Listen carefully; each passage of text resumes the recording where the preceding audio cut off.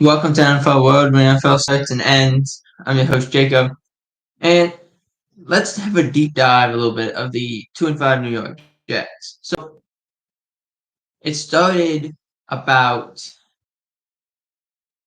a few weeks ago. We started noticing some things about the Jets, how their offense was a disaster, how Rodgers did not seem to be on the same page as every other player on the team. There seemed to be a disconnect somewhere. And then you go and look at it, and you said, okay, maybe it's Salah. No, wasn't that. Okay. What about if we trade for Devontae Adams? Will that help it? And the answer, and I said this on the What to Play podcast with Lucas this past week, I said, no, it won't help. They can't. The offensive line is an issue. We saw it last night. The disconnect between Rodgers and the other receivers. That's a problem. We saw it again last night. But here's something I thought, I didn't think, I should say, I didn't think. The Jets are really bad at stopping the run. And we saw it. They played the Pittsburgh Steelers last night. Devontae Adams was going to be, quote unquote, heavily involved, according to Peter Schrader. And he was in a lot. I think at some point they said he was in 27 of the 29 snaps. That's a crazy high number for a guy who just got there on like Tuesday or Wednesday morning. That's a crazy thing to think about. And the answer, the question is, the offense still died at the end of the half. They had no offense. It's too simplistic. Maybe that will get fixed with Devontae. Maybe not. I think that's why you brought him in. But at the same time, like they showed like the numbers yesterday of like the amount of times that there was targets or catches by Devontae Adams compared to anyone else. I'm going back to his Green Bay days. So when Aaron was in Green Bay with Devontae, with Cobb, with all these guys, it was an absurd amount. Literally, an absurd amount of, we're talking like thousands of passes thrown to Devontae Adams. Like it was like 8,000 passes. The closest to the 8,000 targets to the second closest was the running back with 2,000 targets. It was insane. The difference is, though, they did not look connected. They looked out of sync. And there's issues with that. And again, you have a guy who's 40 years old who's playing like he's 40 years old. He does not look like he's 100%. And like the offensive line, this is the third straight week we've talked about the offensive line, about how they aren't playing together. You have a lot of great players on that offensive line. I know they had Elijah Vera Tucker went down with an injury. The second string right guard had to go to the hospital. He got just completely, like, you see where the defender was coming from. He got laid out. So you're playing with the third string right guard. But Tyron Smith's been a great player in this league for a very long time. He doesn't look good at all. Morgan Moses has been in this NFL for a long time. He doesn't look good. There's a disconnect on the offensive line. And it's what happens when you attempt to just bring guys in when everyone else understands what they're doing. When you guys brought in Nathaniel Hackett, you brought in Aaron Rodgers, who knew the system. You brought in Randall Cobb, Alan Lazard. Now you have Devontae Adams. You brought in a lot of guys who knew the system already. You brought in 4 or 5 guys who knew the system, but that means there's a 40 or more like a 30. There's like a 30 player difference that don't know. Well, I don't know the system. There's like 20 to 30 players who don't know the system, and you're trying to get it on the fly. And then you're bringing even more guys in, you're doing this, you're doing that. At the end of the day, if you're not good enough, it shows. And it's been shown. The offense looks productive in the first half, and then the offense just goes away. The defense could not stop the run last night. Najee Harris ran all over you. Russell Wilson made his first start, and we were talking about how, and I said this on the What to Play podcast with Lucas, we came to an agreement. We said, with the team where it is right now, it makes sense to at least see what Russell has. It's not like you're paying Russell a lot of money. He's making the league minimum.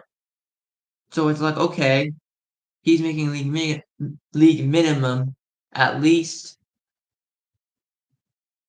like we've a proven guy on the bench. We're putting out a kid that isn't been proven, but he's played fairly well in Justin Fields. Let's see what happens. And boom, he scored 37. Mike Tirico said something that was very interesting. He said at some point, I believe it was in the midst of everything, because you ended up losing by 22. He said that is the 24th consecutive point.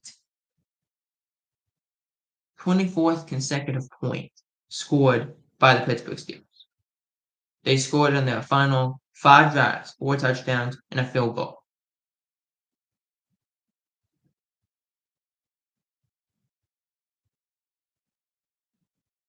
At some point,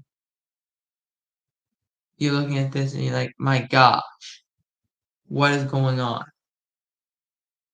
Because Russell Wilson looked great. Not perfect, but he was great. He played well. I'm not on the same. I'm not on the. I'm not fully there saying Russell's back. This looked like Seattle's Russell. I'm not gonna say that. I'm not gonna say that. But I'm on the path to saying it because he looks good. He looks comfortable, and that's where you need to be. You need to build confidence. Next week, the Steelers play the Giants. Not exactly the hardest team to play, but if you beat them and Russell looks good again, it just builds confidence. And if the Steelers play like they did last night for the rest of the year, we're looking at a much more dangerous team than anyone anticipated. Now, I want to talk about this part.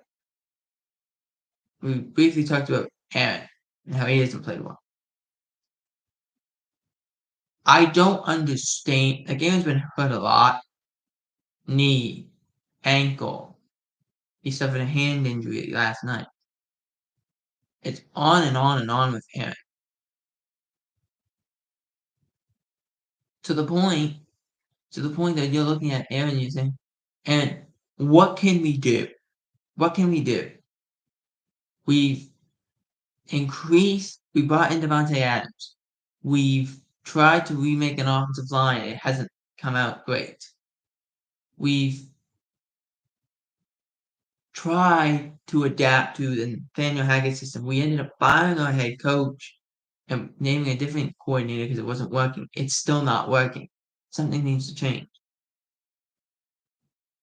At 2-5, with the schedule you have, I want to say this. Just count all the 5 teams they lost to. Good morning to you too, Daniel. Forget about all the teams that have beaten you. Just think of the teams that you've beaten. The Titans, who are not very good, and the Patriots, who are probably the second worst team in football. You beat three of the worst teams in football. At the end of the day, that kind of tells me where you are. And you barely beat the Titans. You squashed the Patriots, but since that Patriot game, you have not played well. I think that was the highest scored points, was the 28 points against the Patriots. Since then, they've scored 20 or less. You can't make that stuff up. You're not going to win many games if you only score 20 points. Now, moving on into Deshaun Watson. Deshaun Watson tore his Achilles. He is done for the year. And I understand people don't like Deshaun Watson. I get it. He was anywhere between 11 and 13, 13 and 15, 15 and 17, something like that.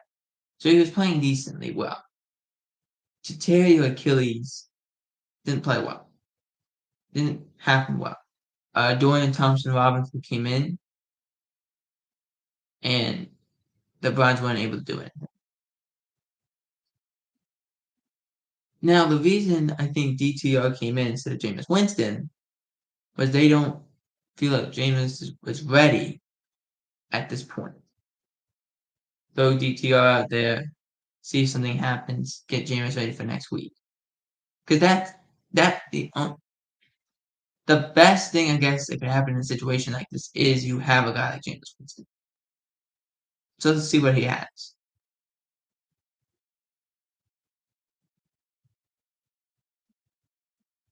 Now, we have to talk Brandon Aiyuk. So, the 49ers play the Chiefs on Sunday. They ended up losing the game 28-18. In a game that the Chiefs just overpowered everything the Niners did. They were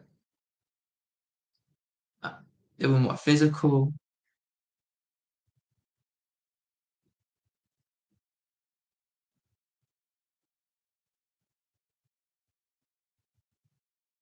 They were more physical. They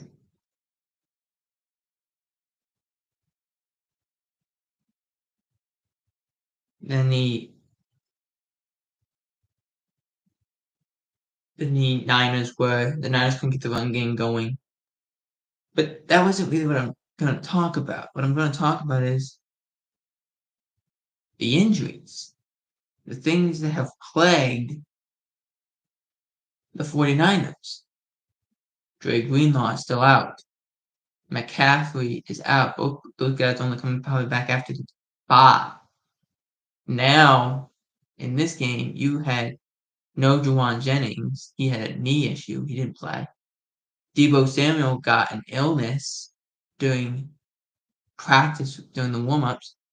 He was in and out to the point he was eventually just out of the game completely. Went back into his civilized clothing. And then the worst thing that could happen to you is Brandon Aiyuk got hurt. And the fear is a torn ACL. We have yet to get clarification on that. But Aiyuk now being down,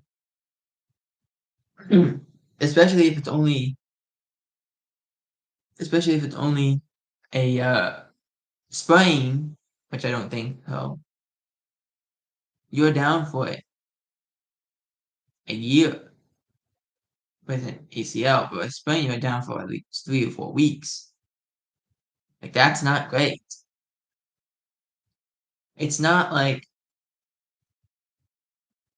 any team can win when all your top wide receivers are out. We've seen this a lot. Guys say, "Oh, we can win with that, all that." When you lose a guy at a position, it's hard. To lose 3 or 4 guys, it's impossible. And it's impossible. They were not good. Plain and simple. And I thought Brock Purdy did struggle when Debo got out of the game. I thought that was a struggle for him. And then you also, at the end of the game, Trent Williams ends up punching a guy, or not really a punch, an elbow into the guy's head.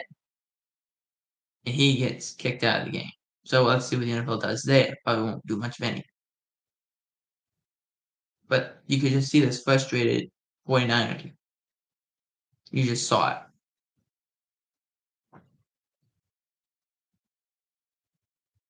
Moving on to the other team across the field on that day was the Kansas City Chiefs, who Jalen Watson, their starting cornerback, alongside Trent McDuffie, ended up suffering a fractured ankle. So he's going to miss time, if not the whole year. That's a big loss. You have a lot of guys who have not played. Do you go see if you can go get somebody? Do you go try and trade for somebody? Do you hope that what you got is good enough? It's a question that needs to be answered. Moving on into a few things that happened here. Let's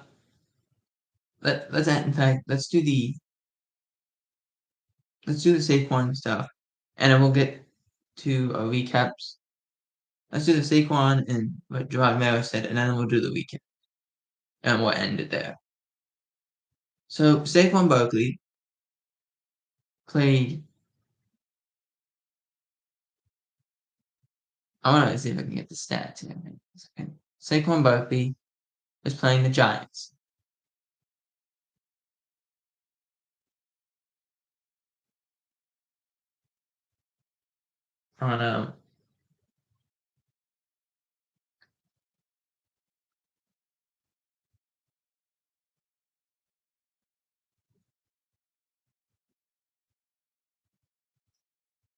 On this past Sunday, he had 17 carries, 176 yards,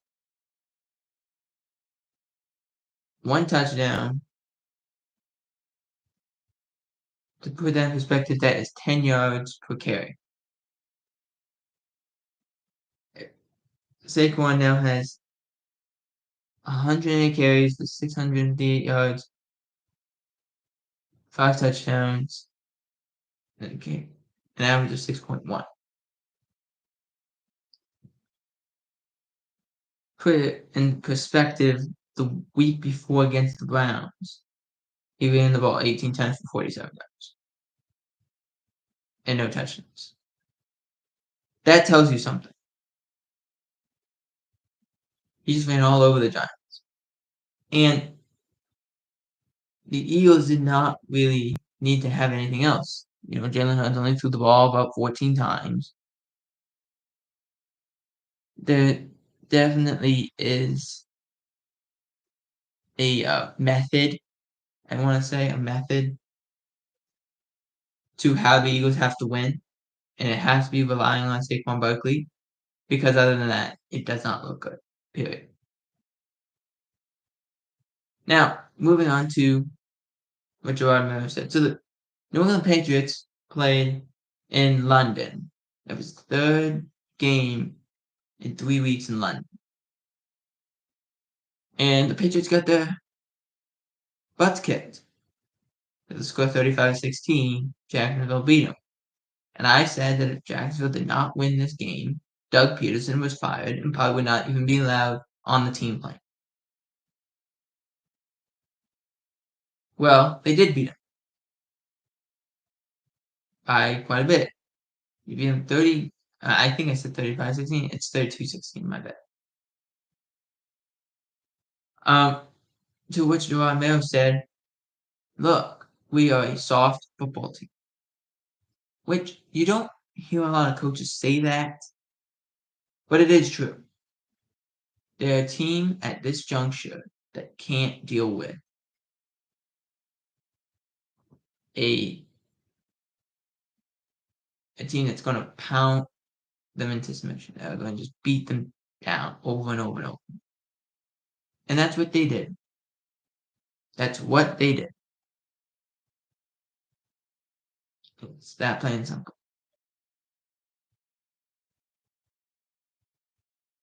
And it wasn't not like, okay, Drake May was bad. It was just your team didn't play well. Didn't play well. And got outmatched by Jackson. That's what happened. Moving on to the Lions versus the Vikings. Lions winning this game 31-29. At one point, the Lions were down 10, came back. Then they were up 11, lost it. Got back up 11, lost it again. Ended up winning the game with a Jake Bates field goal. Like, Goff in this Lions team looks very resilient. The Vikings nearly had him. They just couldn't hold. They couldn't get where they needed to get to at the end.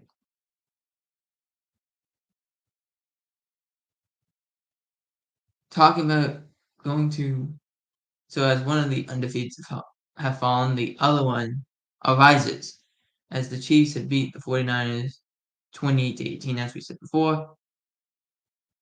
There's questions about this Chiefs team now. I think there's questions. Travis Kelce didn't play great. Noah Gray, I believe, is the leading receiver. Juju Smith-Schuster got injured. He has a hamstring issue. So he ended up leaving the game. They didn't and couldn't connect with Xavier Worthy. They ran the ball well. Kareem Hunt looks good. But other than that, it was not a. But this game, there was a couple big runs by Mahomes. Like, none of the quarterbacks played well. Multiple interceptions. Purdy had 3. Mahomes had 2. Like, those things can't happen. So, no quarterback played well. The Chiefs were just better in that. They have Spagnuolo on their team, so it makes everything a lot better. Also, the Chiefs become the first team. I believe they scored 28 in 16 straight games and have held teams to under 25. I believe in 14 straight. So that shows you something too.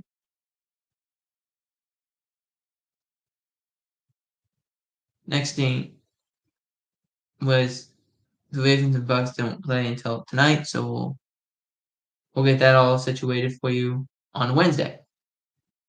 But if you really had to go and say, okay, who won the weekend, I'd say it was the Lions. Go on the road in Minnesota, a hostile environment, against an undefeated team with no Aiden Hutchinson. How are we going to get sacks? They had 5 sacks this year.